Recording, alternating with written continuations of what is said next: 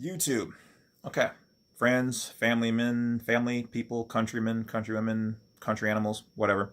Um, okay, so people are asking like about my binder. All right. I really should just grab it and bring it in, but I'm pretty sure I've got it all up here. Um, my binder is an interesting thing. So good question. User 57102, no, whatever it is, at Hotmail, whatever. Thank you. My binder has everything in it. Okay. It has a scan of how I filed my passport um, before I actually sent it off. So actually, the paperwork, I scanned it, put it in there. My driver's license being returned, canceled, and a state ID issued. I have that in there. A picture of my plates being turned in. The sale slip sheet for, pardon me, I know this is kind of ghetto. The sale sheet for me selling my vehicle to myself and the country of Ladonia as a private citizen, and I'm the authorized agent. That's in there. I then have my information on my personal affidavit of saying that I am a state citizen, I am a national. Um, all that information I have in there, notarized. Everything is notarized and put in my binder. The date I became a citizen of Ladonia, I believe there's you can print it off or you can do a screen capture of it. I once I got accepted, I printed that. That's in my binder. And now we get to the funner parts. All right. So in my binder on the outside sheet, slid underneath the sleeve, it says to our friendly officers of the law, um, contained within this folder, and then I listed all the things I just told you.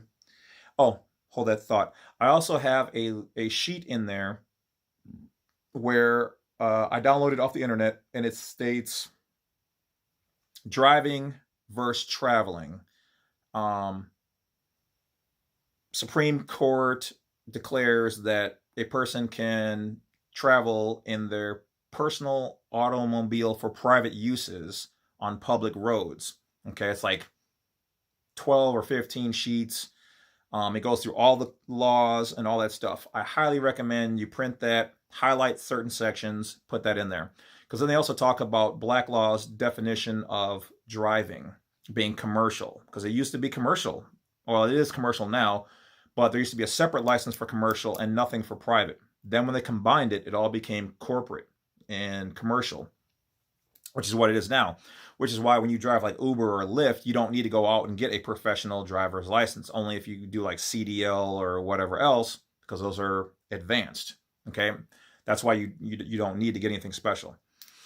Um, so I went on the state of Wisconsin's law statute, quasi statutes, um, website, and I looked up the definition. They have a definition for all this stuff on there: automobile, operator, all that stuff, but not for driver.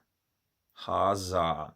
They are clever. Somebody must have already challenged the word driving or driver. Now they use it in there, but they don't define it because by law, driving is what they used to call a chauffeur. He's your driver.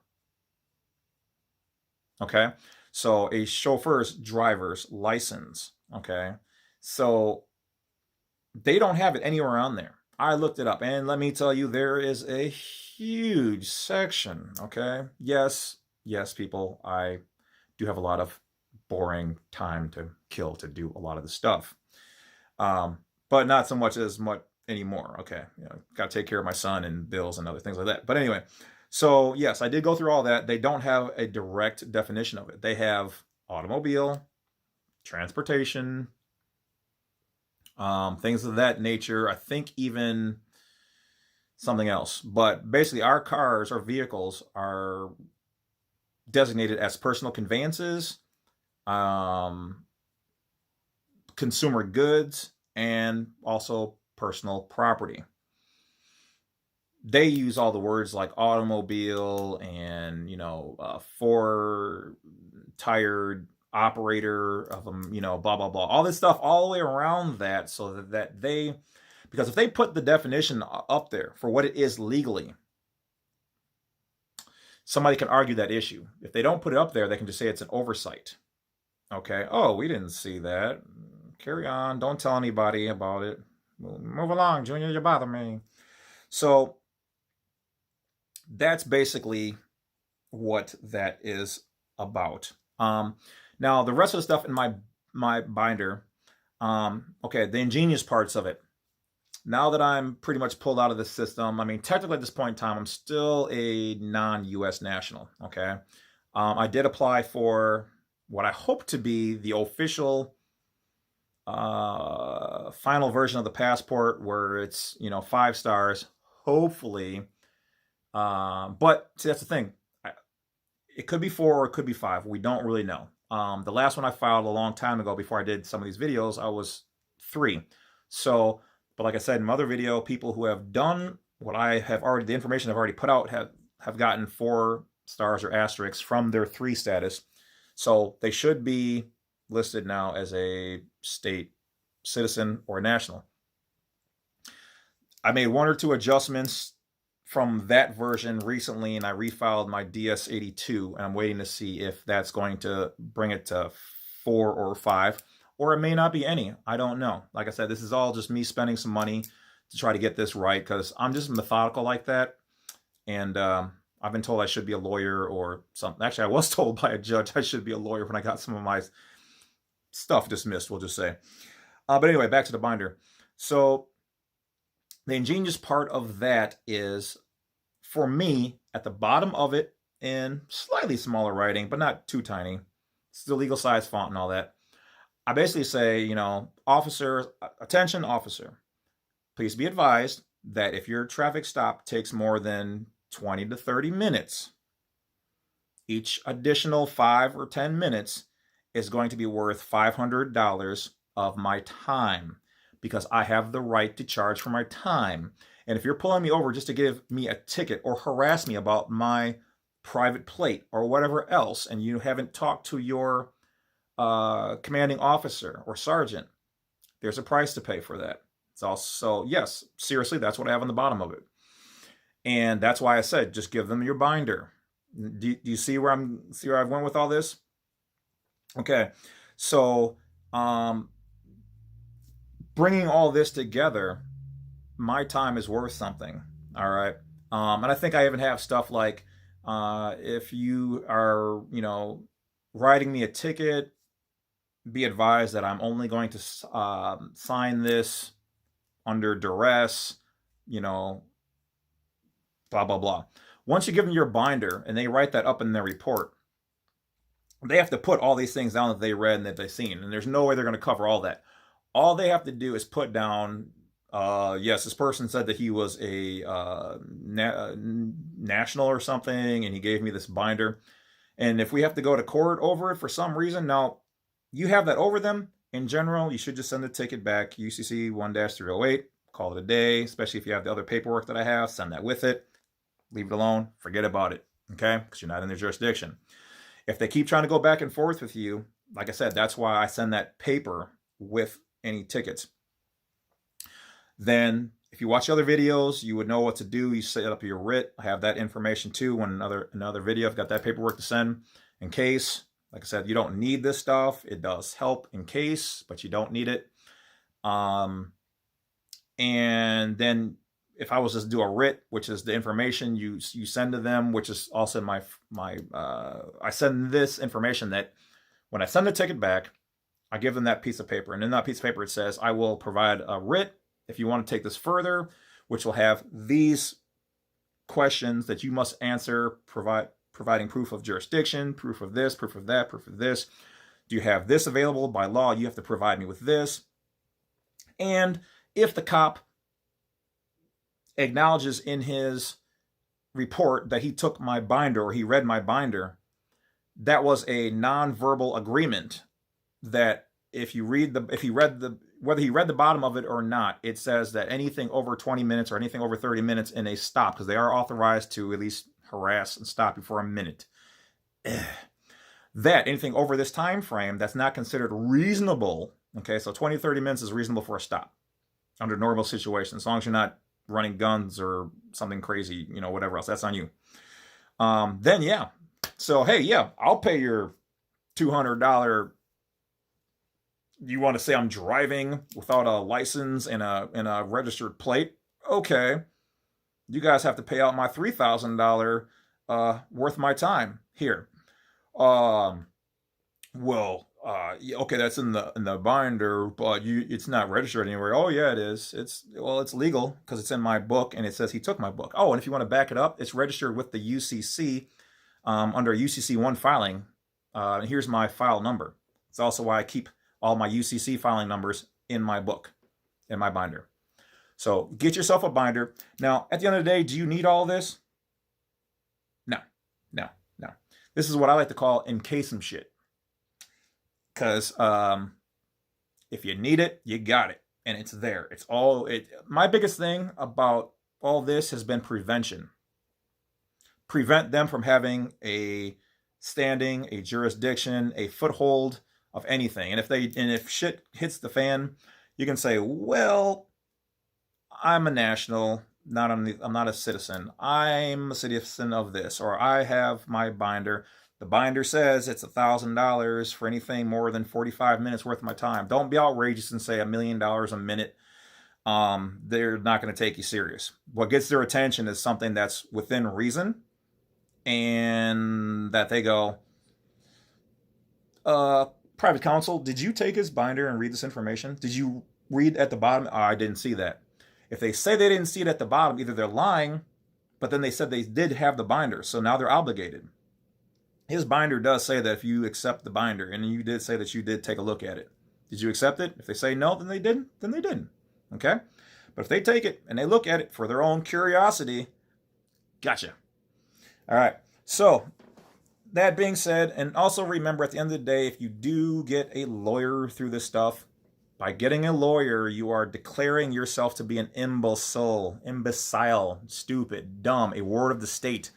This is from their own mouths. If you look up legal representation of a lawyer, don't get me wrong, there's some very nice lawyers out there. I love you guys out there who are doing your job, especially for the people. But they know that through their oath, that's what you are. Their oath is to the bar. And then if you watch some other videos, you know who owns the bar. Somewhere over there where they drink a lot of tea. And all that stuff. And then who owns them? Some people who are very holy rollers. So anyway, so when they take a pledge to the bar, that's their first priority. It's not you as a imbecile. You are a ward of the state. Okay? It's also why they won't let you bring the Constitution into the courtroom, okay? Because it's a different jurisdiction when you walk in past those swinging doors. Some of those places are even designed from the outside to look like ships or like barges, very squared off or oval, because it represents Admiralty jurisdiction. All right. Anyway, sorry, I go on these tangents. But those are breadcrumbs, I guess, for you guys to do some more research on your own for those people going through legal situations and circumstances. This is not legal advice. This is for educational purposes only. All right. But while you're on that, if you are going through some stuff, look up jury nullifications. Okay? Another breadcrumb I just came across. Very interesting. So that's all the stuff in my binder, guys. I highly recommend you get a binder and get you some ICS insurance in case some shit. Also, that being said, if you are going to be traveling in your personal conveyance, you are still supposed to have a bond or some type of insurance. You still can get insurance with your car using your passport, okay? Some of them you might have to do it online. If you can't do it online, you might have to actually call them. So you can still have insurance, and I would recommend having it. If this is not just educational purpose only, let's just say you're somebody, and you don't really travel in your car all that often, and you can actually create your own bond. Okay, you put your name, your information on there. Don't use any your social security numbers or any federal numbers whatsoever, because that's theirs. That's fraud. You will go to jail. They're prosecuting this kind of stuff. In the old days, they didn't. Let's just say I got away with a lot of stuff. Okay, but these days they are not playing. All right, trust me. I've been through all this stuff. Just learn from the bad wolf. All right. So that being said, you create a bond by putting your own information, putting in your own number, keeping a booklet, like your binder, of all this information on there, your numbers. Keep a copy of your binder inside the house, one in the car, one inside. Keep track of that. All right. Bond issue number 157 MLB, blah blah blah blah. Okay. Good for $50,000 of U.S. currency or private currency, and call your currency, whatever your last name is. Who cares? And then keep that in there. Okay. That's your bond. That means that's your promise to pay. Okay, like an LPN, little promissory note. Once you do that, you are able to that's your insurance. Okay, that is your promise to pay. So, but if you get into an accident or something like that, they're going to be able to hold that, and you are going to have to pay that off out of your own pocket. Or if you have filed a UCC-1, like I told you in one of my other videos, they would have to try to come after you, okay? But they have to pay out your bond first, okay?